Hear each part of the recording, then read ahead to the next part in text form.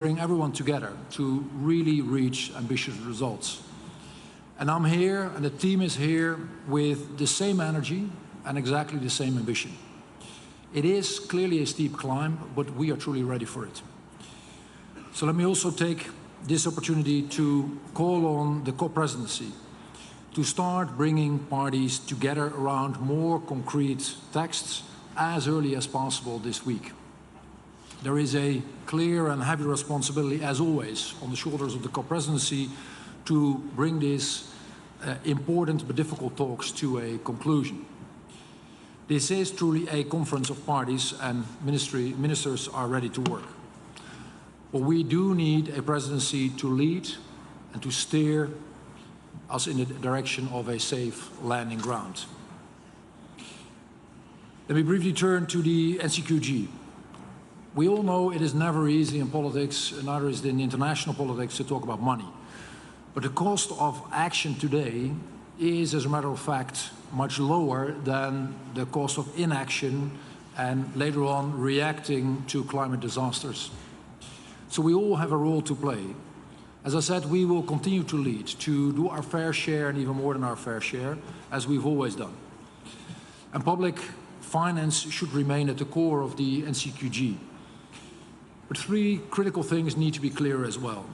One is, with affluence comes responsibility. Others have a responsibility to contribute based on their emissions and based on their economic growth. Two, the money needs to go first and foremost to these countries most in need, to the most vulnerable amongst us. And three, the reality is that there will never, ever be enough public money from any source.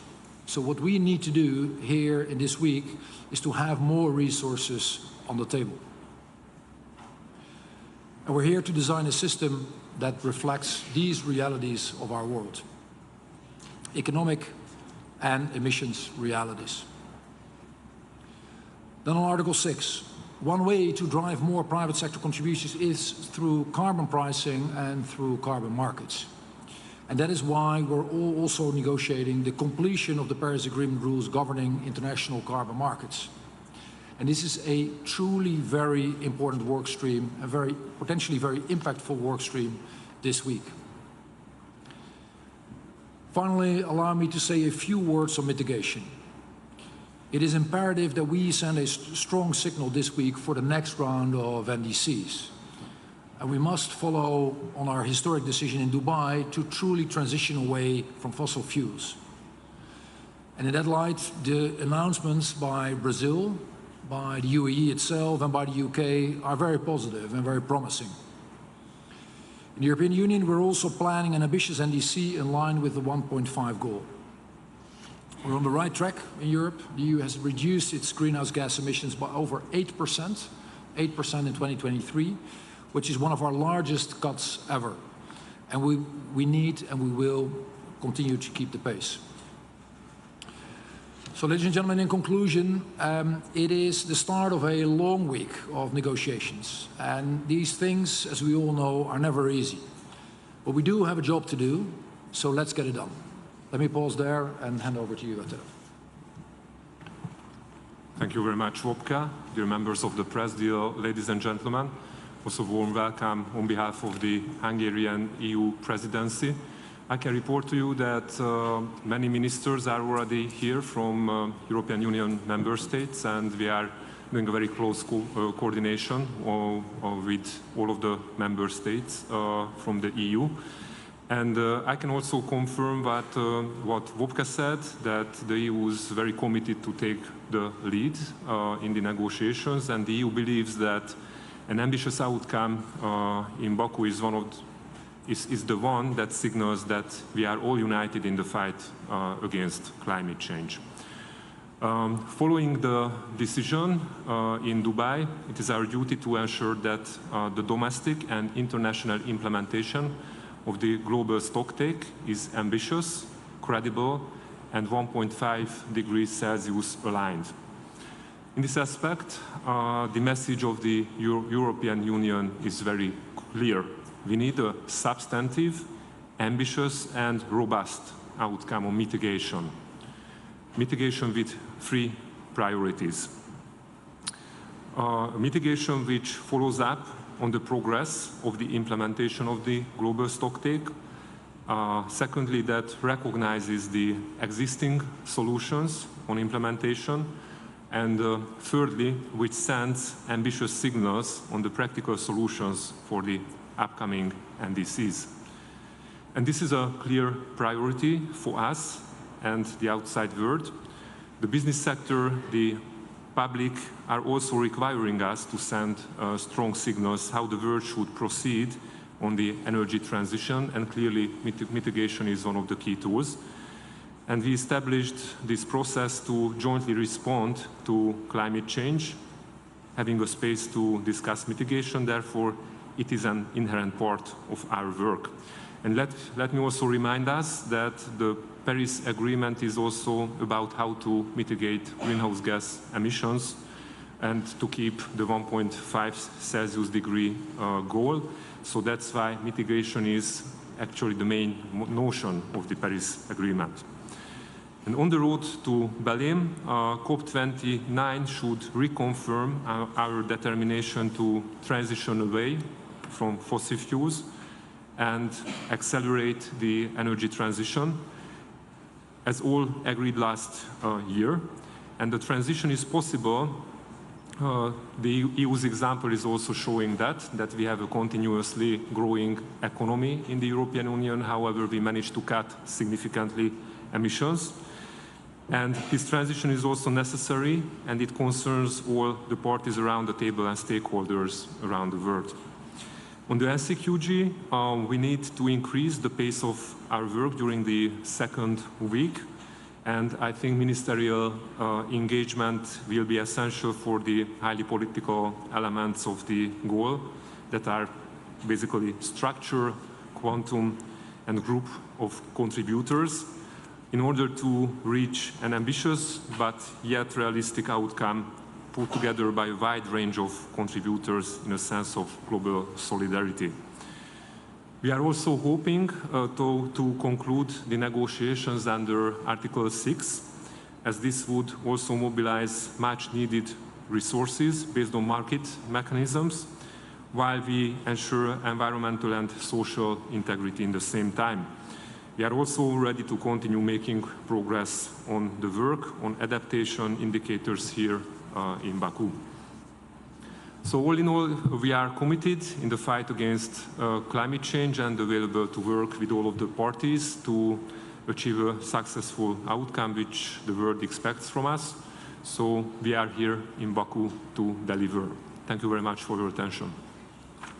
Thank you very much, State Secretary. Thank you very much, Commissioner. I'll take a few questions. I'll start right here in the front row. I'll take the two people sitting next to each other in the front.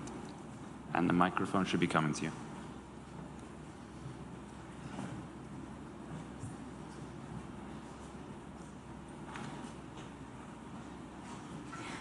Victoria Seabrook, Sky News. Thanks for this. You talked about background noise and geopolitics being difficult. People here saying that they need a clear steer from the G20, but are EU leaders distracted by what's happening in Ukraine? How difficult is that making things here? Yeah,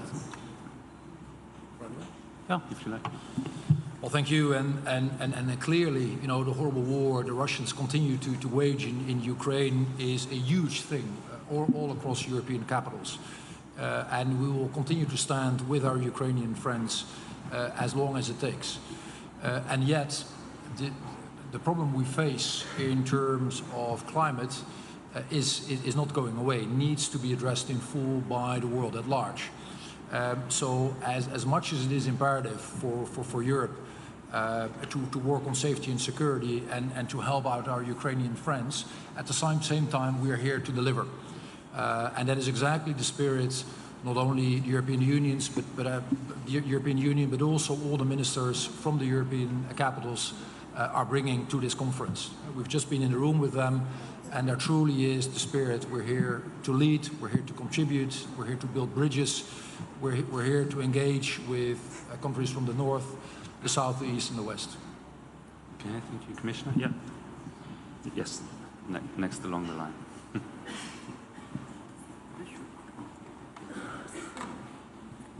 Thank you, Lorenzo Tecleme from Italian Media El Manifesto. There is a figure here that is very popular, the $1.3 trillion from 2035. Is that a figure that Europe could like?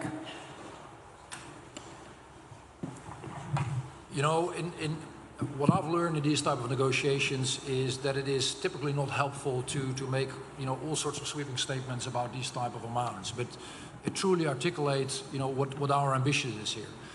Our ambition is to ASAP move forward on all the various and large domains that we have on the table here. And that clearly involves the financing. That clearly involves transitioning away from fossil fuels. And that clearly means doing much more in terms of carbon markets. And these are, if you will, the three main important points, the most important points on the agenda. In terms of financing, it is, as I've just said before, it is a combination of raising more money and more truly implies that more countries need to take their responsibility. It means involving private sectors financing not as an alternative, but as a top-on. And we need to make sure that the money lands with the most vulnerable. That is absolutely imperative if we want to create and bring fairness to the system. Okay, take some from the other side of the room. I'll go a bit further back. I'll go to the third row. Gentleman with the longer hair and the striped shirt.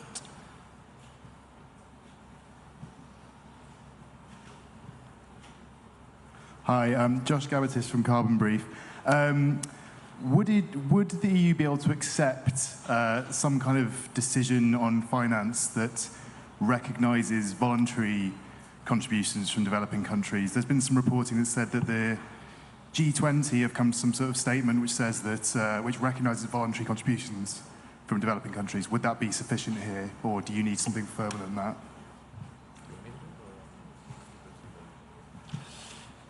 So, what is a reality in these negotiations, what is a reality that the world agreed on earlier on, is this categorization of developed and developing. And yet, we also see that a range of countries have made tremendous economic progress in the last couple of decades.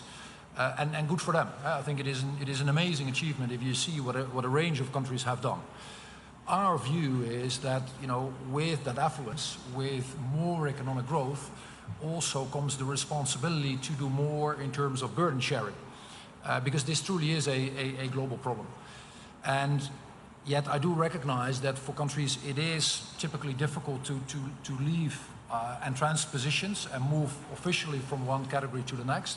So a potential solution could be indeed to, without leaving these classic positions, to do move into a space of voluntary contributions. And in that sense, you know, we would be open and we would be welcoming to those countries who do make such a step, because in the end, this is not about dogmatism. This is about solving one of the largest problems that humanity is facing in this period of time. Okay, thank you. I'm sorry, yeah, State Secretary. One comment to that question, that I fully agree that, yes, of course, the more voluntary contributions, the better. However, you should see the big picture that actually the European Union is responsible for 6.5% of the global emissions. However, in case of financing, we already have a much higher share. It's around 1/3 of the total financing. So we already took our part.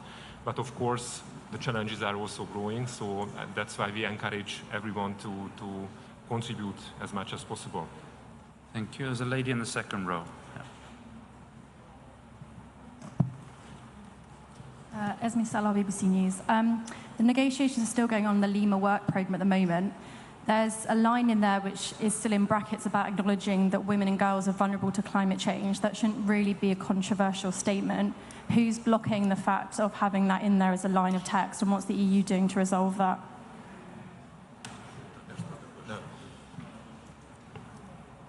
To be honest, the sound is not optimal here. I couldn't hear the exact line you were quoting, but in general, I think the negotiations, you know, are helped the most, you know, by not taking specific parts out and prejudging them, regardless of our own specific position. Also, in terms of bridge building, it typically doesn't help to pre-conclude them from this podium. If I may, just to compliment Commissioner, we did issue an EU statement on the eve of COP about prioritizing this issue, so I can send that to you if that's helpful. What was it about? About gender. Okay, yeah. Yeah. And by the way, we did address it. That is maybe good to articulate as well. We did specifically address this in our EU coordination meeting, given that it is so important for us as a European Union. Okay. Apologies for not being able to hear you because of the sound. I'll go next to the third row here, right in front of me.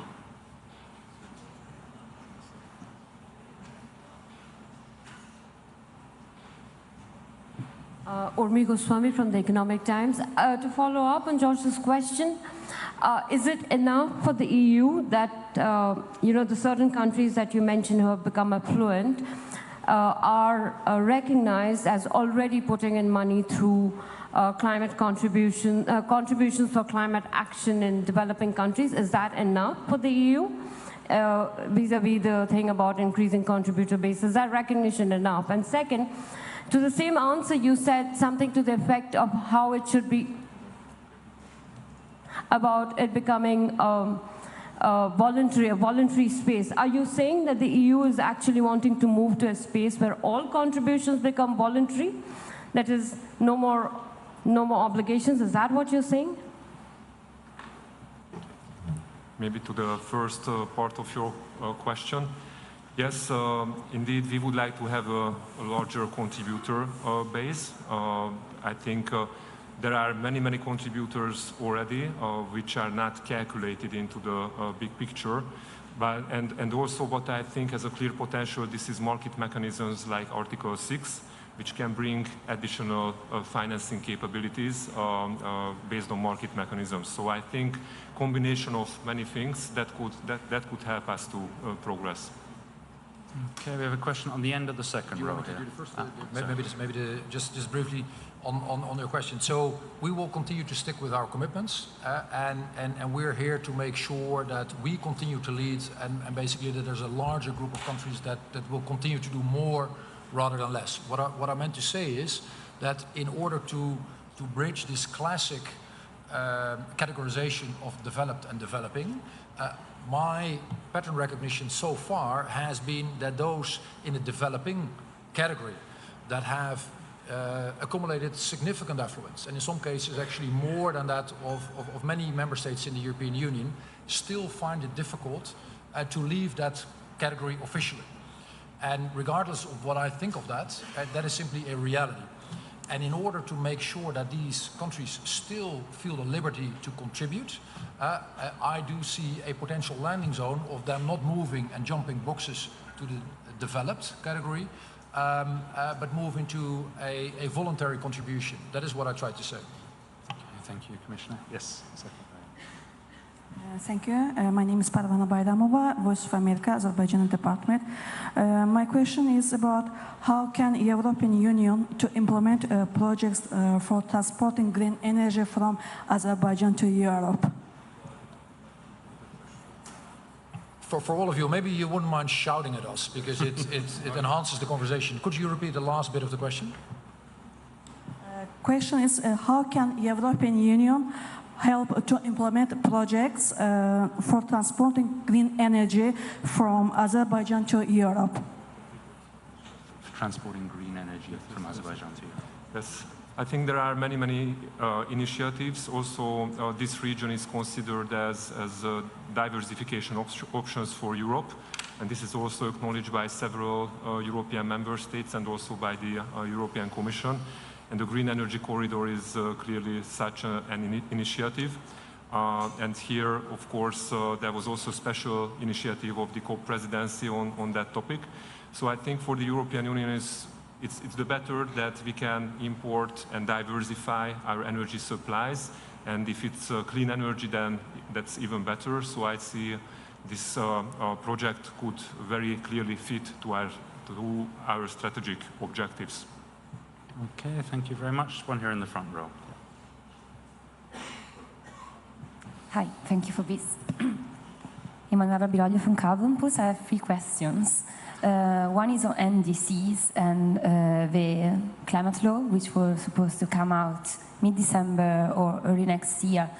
Why is the Commission not doing anything right now on NDC? Why is it delaying the process? Because it doesn't seem like the EU is no longer a first mover. The second question is about CBAM. Is it making negotiations more difficult with developing countries in particular? And my third question is on voluntary carbon markets. In the text that just dropped, there is a possibility to have them contributing to climate finance. What would it mean, and who is baking it, who's not? Thanks.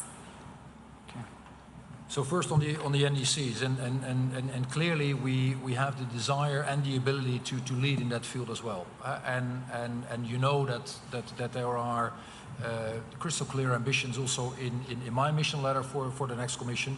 However, there is also the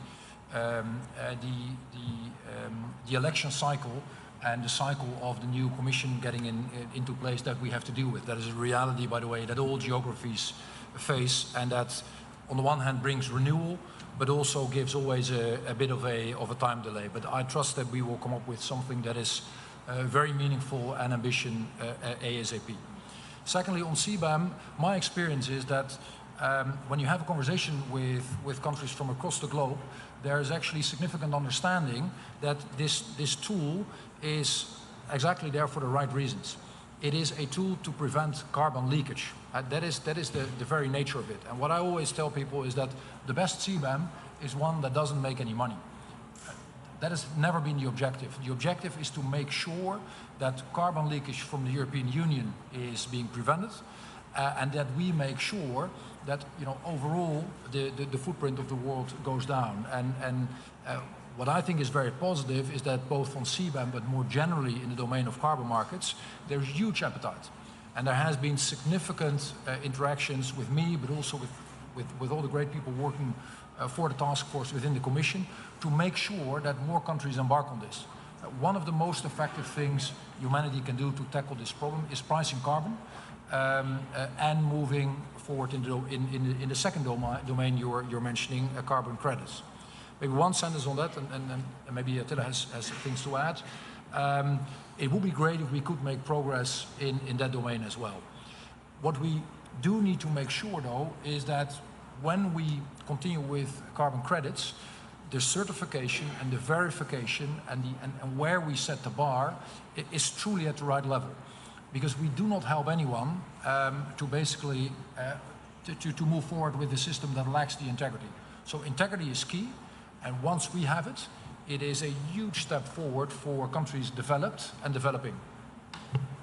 Maybe to add to this last point, I think a market works well if it works on a transparent basis and accountability is there and no double counting is there. So there's very clear rules, and then it will be able to mobilize very substantial market funds, which can be then achieve significant investments and reducing greenhouse gas emissions. Actually, in Europe, that works quite well with the ETS system, and we have also in several member states voluntary carbon markets additionally.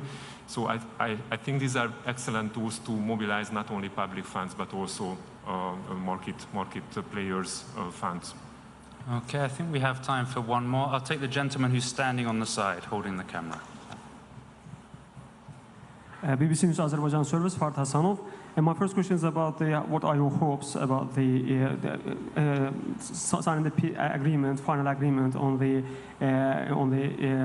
financing the underdeveloped countries, which is a major topic of COP29 in Baku during this week. And the second part of my question is about Trump is expected to withdraw his country from the Paris Agreement. How it will affect the climate talks and effectively, and especially EU's policy in this regard.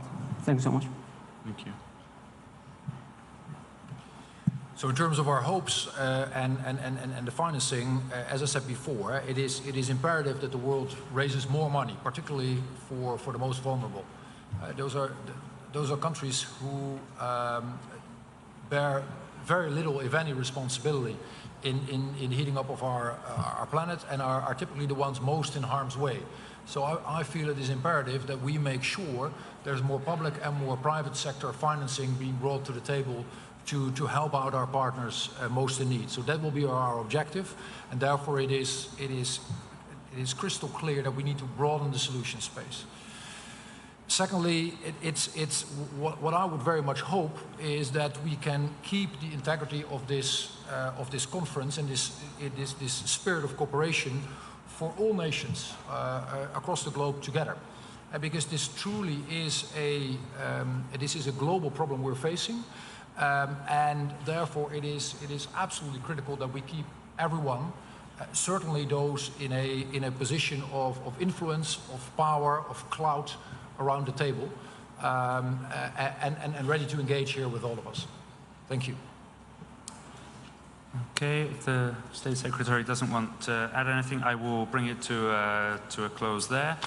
Just to already give you a heads up, we will have another EU press conference on Wednesday afternoon at 2 o'clock with the Commissioner and the head of the European Parliament delegation. And of course, we're here to help you with any questions that you have during the week. Thank you very much, Commissioner. Thank you, State Secretary.